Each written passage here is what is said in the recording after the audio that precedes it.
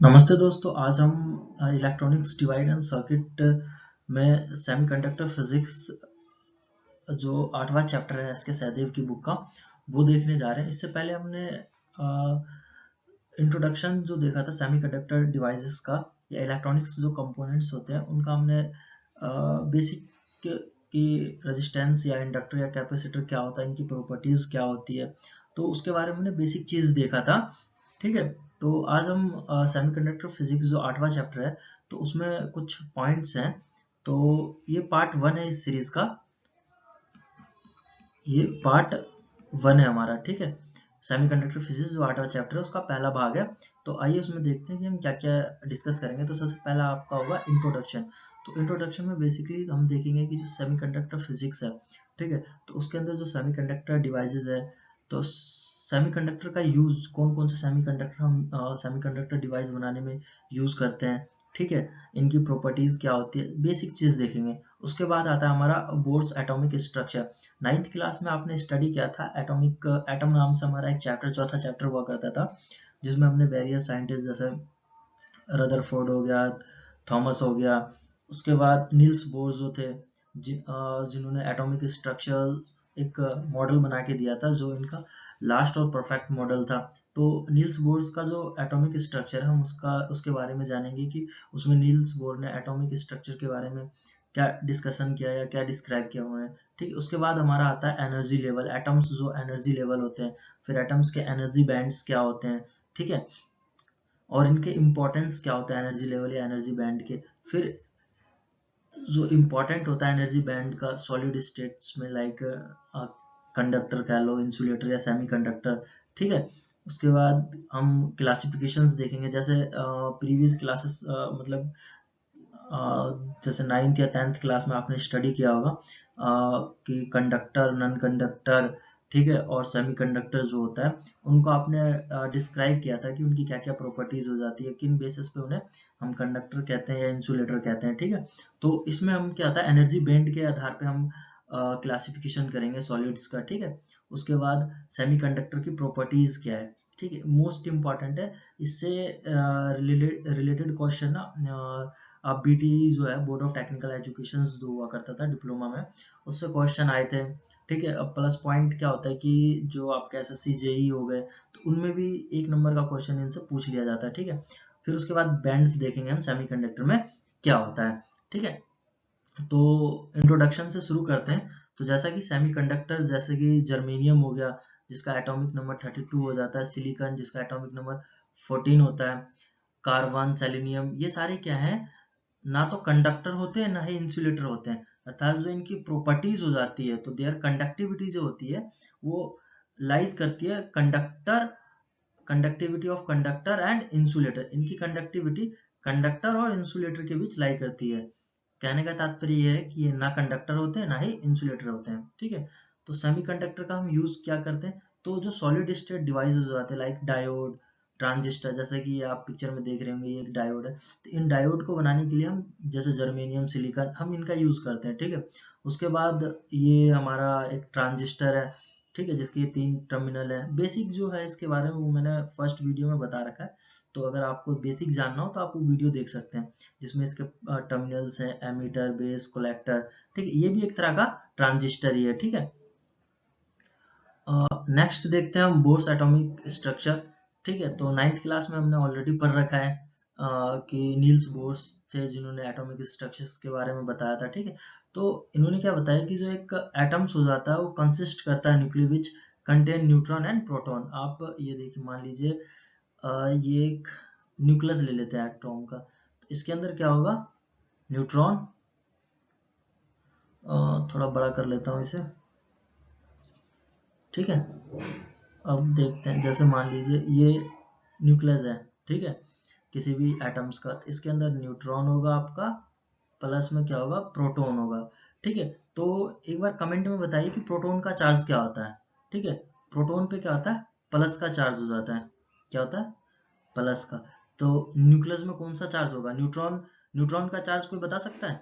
Neutron पे क्या charge होता है, तो कोई चार्ज नहीं होता। ठीक है, न्यूट्रॉन पे कोई भी चार्ज नहीं होता है। नन कर दो आप यार इसे। ठीक है, न्यूट्रॉन पे कोई चार्ज नहीं होता, ये न्यूट्रल होता है, न्यूट्रल लिख लो, ये न्यूट्रल होता है, ठीक है। तो अगर आपसे कोई पूछे कि जो एटम्स है उसके न्यूक्लियस में कौन सा चार्ज मिलेगा आपको, तो प्रोटॉन की वजह से पॉजिटिव का चार्ज मिलेगा, ठीक है। अच्छा, कोई बता सकता है कि न्यूट्रॉन की खोज किसने की थी? है, देखो मोस्टली जो होता है इलेक्ट्रॉन और प्रोटॉन का तो याद ही रहता है कि भाई किस बंदे ने खोज की। न्यूट्रॉन का कोई बता सकता है? तो न्यूट्रॉन का जेम्स चैडविक थे, उन्होंने खोजा था 1934 में, ठीक है। कौन? तो जेम्स चैडविक, ये याद रखना कभी पूछ ले कोई, ठीक है। तो ये हमने एक एटम्स का न्यूक्लियस बना दिया जिसमें न्यूट्रॉन और प्रोटॉन है। तो इलेक्ट्रॉन्स जो होता है रिवॉल्व्स करता है around the nucleus in different orbit. अब इसकी कुछ हम ये ऑर्बिट्स बनाते हैं, ये फर्स्ट ऑर्बिट, ये सेकंड ऑर्बिट, थोड़ा गलत हो रहा है कोई दिक्कत नहीं, ये थर्ड ऑर्बिट तक अपने ले लिया, ठीक है। तो अब मान लीजिए फर्स्ट में दो,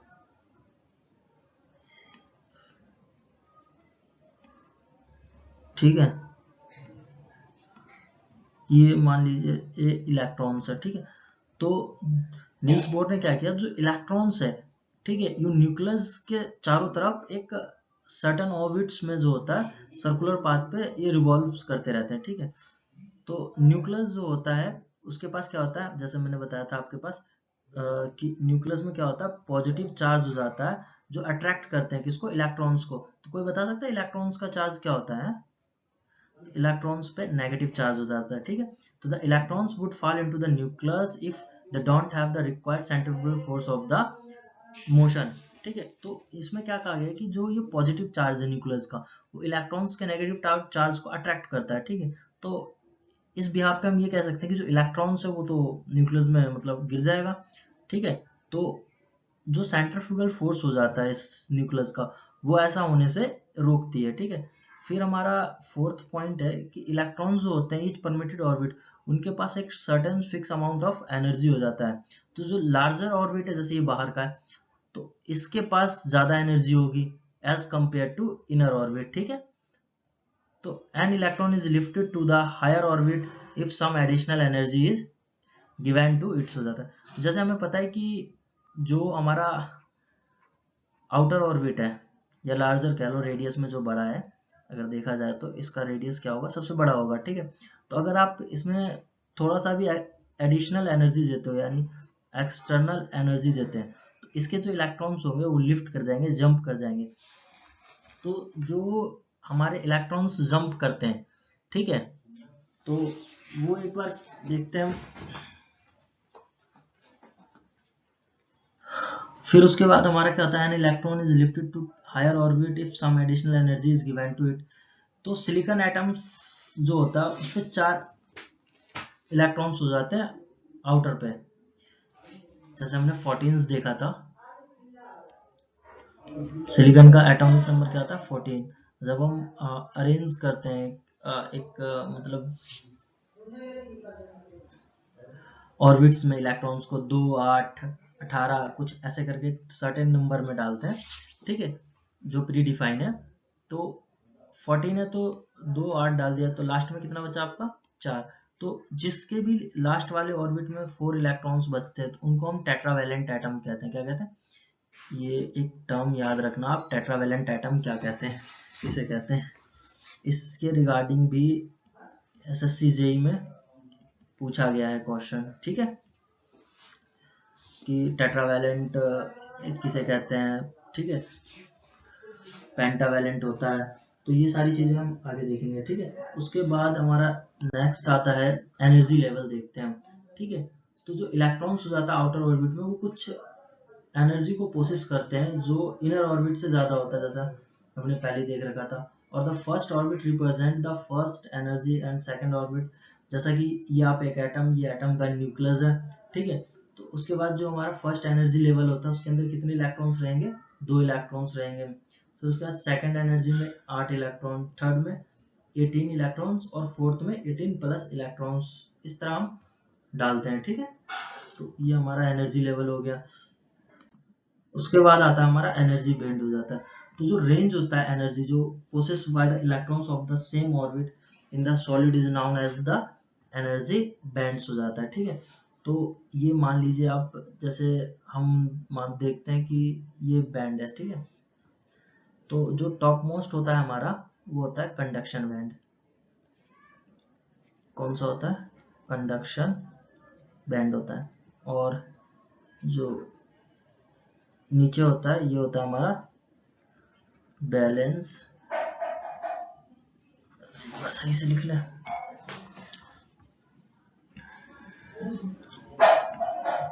ये हमारा होता है बैलेंस बैंड, ठीक है। ठीक है, तो जो मान लीजिए इसके अंदर इलेक्ट्रॉन्स होंगे, इसमें भी कुछ इलेक्ट्रॉन्स होंगे, ठीक है। तो जो इन बैंड्स में इलेक्ट्रॉन्स है, उन वो इलेक्ट्रॉन्स के पास जो एनर्जी है, ठीक है, इन इलेक्ट्रॉन्स के पास जो एनर्जी है, उसी को हम एनर्जी बैंड्स कहते हैं, ठीक है। नेक्स्ट हमारा है कि अब हम एनर्जी बैंड्स देखेंगे सॉलिड में, ठीक है। तो कौन कौन से बैंड्स हो जाते हैं? तो सबसे पहला हमारा है यहाँ पे बैलेंस बैंड।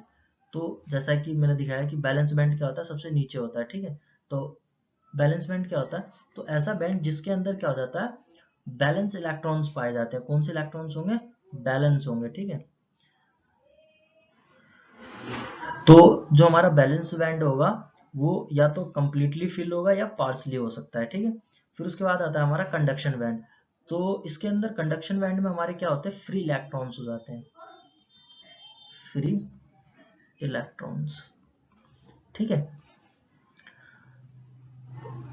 उसके बाद अगर हम देखें तो अगर कंडक्शन बैंड, जैसे ये आपका कंडक्शन बैंड, अगर इसके अंदर एक भी इलेक्ट्रॉन्स नहीं है, ये पूरा खाली है, ठीक है, तो इसको हम इंसुलेटर कह सकते हैं।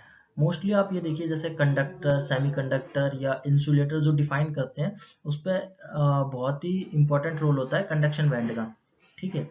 अगर आप इसके अंदर एक भी कंडक्टर नहीं है, मतलब फ्री इलेक्ट्रॉन्स नहीं है जो मूव करे, ठीक है, तो वो प्योरली इंसुलेटर कहलाएगा, ठीक है। कंडक्टिविटी के लिए अगर इसके अंदर इलेक्ट्रॉन्स है, ठीक है, तो वो आपका कंडक्टर कहलाएगा, और बहुत कम पार्सली मात्रा में तो सेमीकंडक्टर कहलाएगा। वो हम आगे डिस्कस करेंगे कि वो कैसे होता है, ठीक है। फिर उसके बाद जो हमारा कंडक्शन बैंड और बैलेंस बैंड होता है, उसके बीच एक गैप होता है, ठीक है, जिसे फॉरबिडन एनर्जी गैप होते हैं। तो ये हर एक जो हमारे सेमीकंडक्टर्स हो जाते हैं, जैसे जर्मेनियम हो गया, सिलिकॉन हो गया, ठीक है, तो उनके लिए अलग अलग फॉरबिडन एनर्जी गैप होता है उनका, ठीक है। वैसे ही जैसे हमारे इंसुलेटर, कैपेसिटर हो गए, मतलब इंसुलेटर हो गया, हमारा कंडक्टर हो गया या सेमी कंडक्टर हो गया, तो इन सबों के लिए जो एनर्जी बैंड गैप है, ये गैप अलग अलग है, ठीक है। तो वो आगे देखते हैं। फिर आता है हमारा सॉलिड एंड एनर्जी बैंड्स होता है। क्लासिफिकेशंस देखेंगे हम सॉलिड का, किसके बिहाफ पे, तो एनर्जी बैंड के बिहाफ पे। तो सबसे पहले हम इंसुलेटर देखते हैं, ठीक है। तो इंसुलेटर जैसे आपको पता होगा, जैसे लकड़ी हो गया, गिलास, मिका, यानी जिससे करंट का प्रवाह या फ्लो नहीं हो पाता, ठीक है।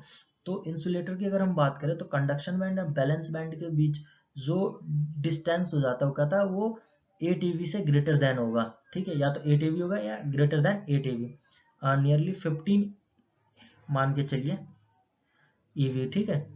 मिनिमम 8 EV और मैक्सिमम 15 EV के बीच होता है शायद। तो the balance band of the substance is full, इसका तो बैलेंस बैंड तो फुल होगा, परंतु कंडक्शन बैंड देखिए पूरा ही खाली होगा, इम्प्योरिटी इसके अंदर कुछ भी नहीं होगा, और फॉरबिडन एनर्जी का 15 EV नियरली, ठीक है, और ग्रेटर देन 80 EV भी कह सकते हो, ये SSC में पूछा गया है, ठीक है। तो वहाँ ग्रेटर देन 8 EV दे रखा था।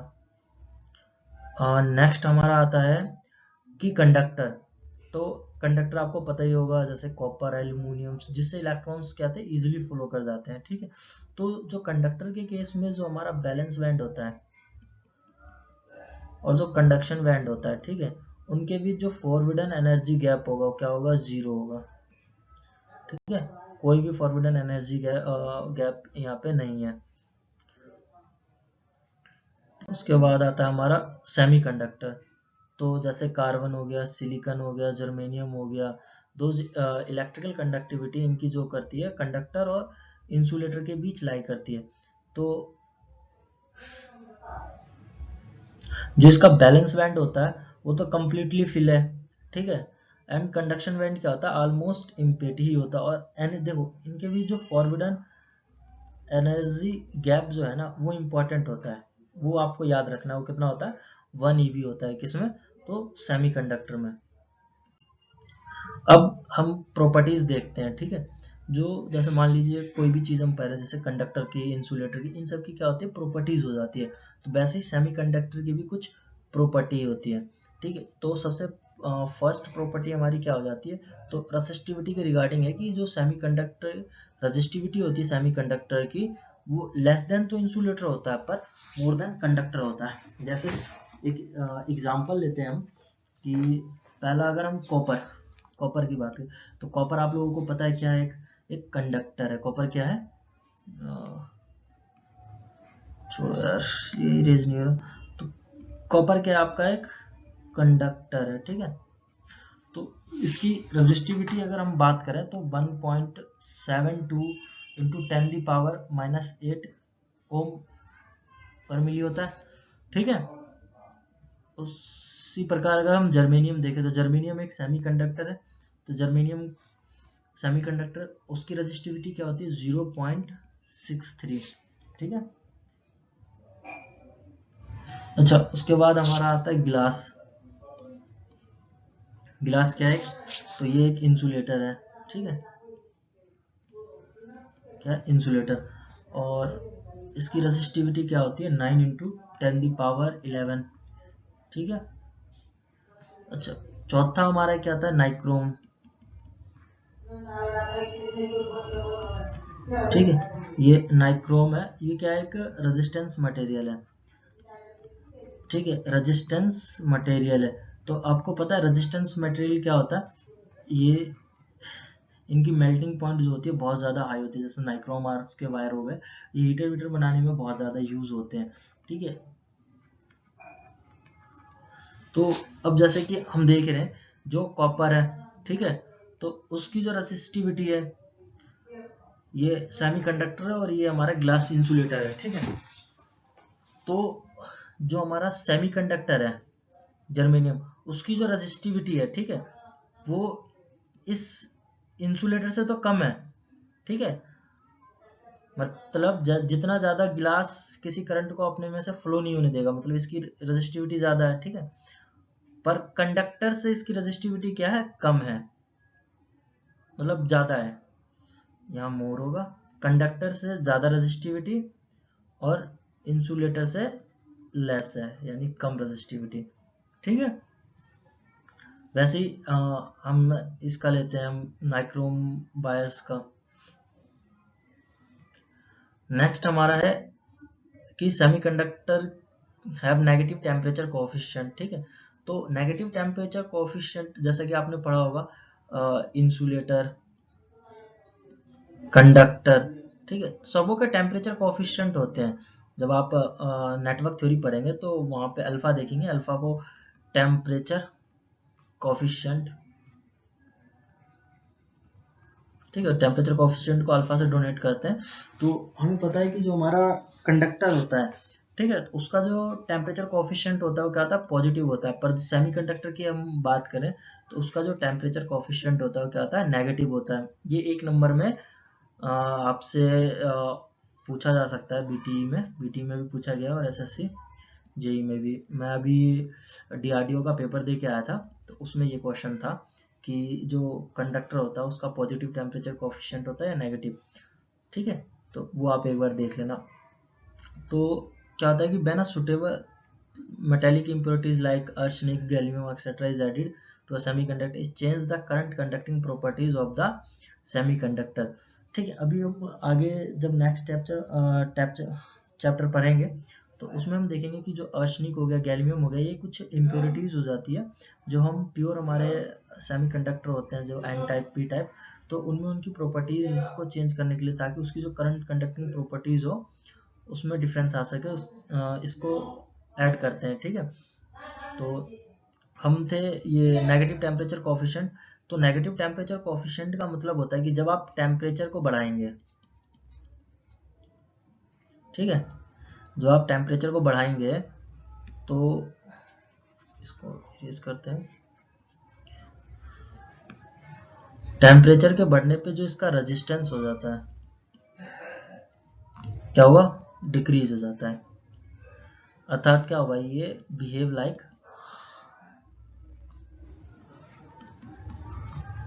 कंडक्टर, ठीक है। और अगर आपने टेम्परेचर कम कर दिया तो रेजिस्टेंस क्या होगा, बढ़ जाएगा। तो ये क्या कैसे बिहेव करेगा, इंसुलेटर, ठीक है। अच्छा, अब हम देखेंगे बैंड्स देखेंगे सेमीकंडक्टर में।